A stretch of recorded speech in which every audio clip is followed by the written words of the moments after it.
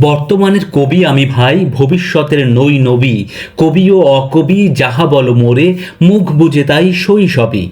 বিদ্রোহী কবি কাজী নজরুল ইসলাম এভাবেই নিজের সম্পর্কে বলে গেছেন তার আমার কৈফিয়ত কবিতায়। প্রেম, তারুণ্য আর দ্রোহের প্রতীক হয়ে জাতীয় কবি কাজী নজরুল ইসলাম আমাদের মাঝে অমর হয়ে আছেন এবং থাকবেনও। কিন্তু তারপরও আমরা যে কোনো মানুষের কর্ম এবং স্মৃতিকে সম্মান জানাতে জন্মদিন কিংবা মৃত্যুদিন পালন করে থাকি। তবে কবি কাজী নজরুল ইসলামের মৃত্যুদিন নিয়ে কিছুটা বিভ্রান্তি রয়েই গেছে, সে সম্পর্কে আমরা জানবো। তার আগে দর্শক একটু বলে নিই যে আপনারা সবাই জানেন আমাদের চ্যানেলটি একেবারেই নতুন। শুরু থেকেই আপনাদের বেশ ভালো সাড়া পাচ্ছিলাম আমরা, কিন্তু হঠাৎ করে ছাত্র আন্দোলনকে ঘিরে ইন্টারনেট বন্ধ হয়ে যাওয়া এবং অসংখ্য প্রাণহানির ঘটনায় অনেকের মতো আমরাও বেশ কিছুটা বিমর্ষ হয়ে পড়ি। তাই বেশ কিছুদিন ভিডিও তৈরি করিনি আমরা। তাই আমাদের চ্যানেলটির ভিডিও এবং সাবস্ক্রিপশন একেবারেই আবার কমে গেছে। আপনাদের কাছে অনুরোধ থাকবে বেশি বেশি করে আমাদের ভিডিওটি দেখবেন, শেয়ার করবেন এবং কমেন্টস করবেন, সঙ্গে সাবস্ক্রাইব করার অনুরোধ তো রইলই। এবার আসি মূল প্রসঙ্গে। দেশে গত 27 আগস্ট সরকারিভাবে জাতীয় কবি কাজী নজরুল ইসলামের 48তম মৃত্যুবার্ষিকী পালিত হয়েছে। কিন্তু অনেকেই আবার 29 আগস্ট মৃত্যুবার্ষিকী উপলক্ষে পোস্ট দিচ্ছেন। এই দুই রকম হওয়ার পেছনে মূল কারণ হচ্ছে গুগলে সার্চ দিলে বেশিরভাগ ক্ষেত্রে এই কবির মৃত্যুবার্ষিকী 29 আগস্ট দেখায়। সেক্ষেত্রে প্রশ্ন হলো, কেন তাহলে 27 আগস্ট দিবসটি পালন করা হলো? এক্ষেত্রে উত্তর হলো, জাতীয় কবির জন্মদিন মৃত্যুদিন পালন করা হয় মূলত বাংলা মাসের হিসেবে। এই যেমন 11ই জ্যৈষ্ঠ তার জন্মদিন আর 12ই ভাদ্র তার মৃত্যুদিন। একইভাবে বিশ্বকবি রবীন্দ্রনাথ ঠাকুরের জন্মদিন মৃত্যুদিনও কিন্তু পালন করা হয় বাংলা মাসের হিসেবে।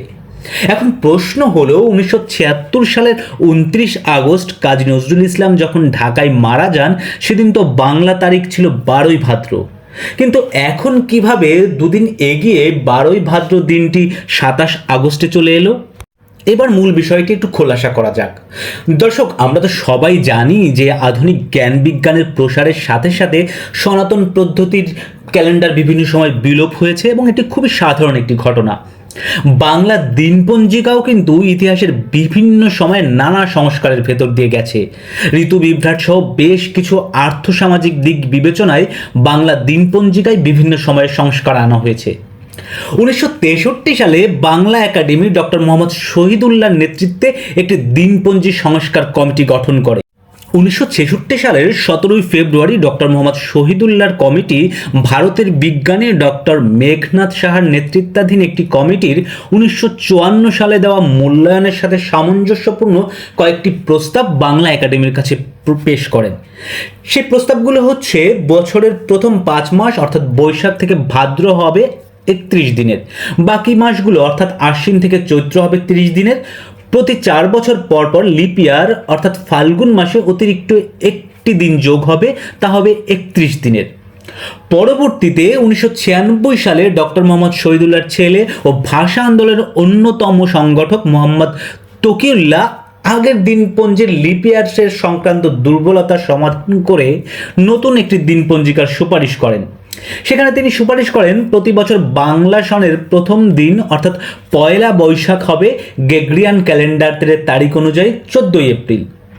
বাংলাদেশ সরকার এই সুপারিশটি অনুমোদন করে 1996 সালে বঙ্গাব্দ 1402 এবং 1403 বর্ষপঞ্জি প্রকাশ করে। এর নাম দেওয়া হয় শহীদুল্লাহ পঞ্জিকা। সবশেষ 2015 সালে বাংলা একাডেমির তৎকালীন মহাপরিচালক শামসুজ্জামান খানের নেতৃত্বে বাংলা দিনপঞ্জির সাথে গ্রেগরিয়ান ক্যালেন্ডারের সামঞ্জস্যপূর্ণ সংস্কারের জন্য কিছু সুপারিশ করে। সেগুলো হলো, বাংলা মাসের প্রথম 6 মাস হবে, বাংলা ক্যালেন্ডারের প্রথম 6 মাস হবে 31 দিনের, বাকি 6 মাসের মধ্যে ফাল্গুন ছাড়া 5 মাস হবে 30 দিনের এবং ফাল্গুন হবে 29 দিনের। লিপ ইয়ারের বছর অর্থাৎ 4 বছর পর পর ফাল্গুন মাস হবে 30 দিনের। এই কমিটির সুপারিশ অনুসরণে নতুন করে সংস্কার করা হয় বাংলা দিনপঞ্জি, আর বর্তমানে এই দিনপঞ্জিটি সরকারিভাবে ব্যবহৃত হয়ে আসছে। আর এই ক্যালেন্ডারে 12ই ভাদ্র দিনটি পড়েছে 27 আগস্ট।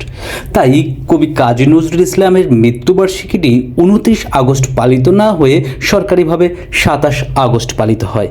দর্শক, আশা করি আপনারা এই বিষয়ের বিভ্রান্তিটি সম্পর্কে একেবারে সুস্পষ্ট ধারণা পেয়ে গেছেন। দেখা হবে নতুন কোনো ভিডিওতে, সেই পর্যন্ত সাবস্ক্রাইব করে আমাদের সঙ্গেই থাকুন।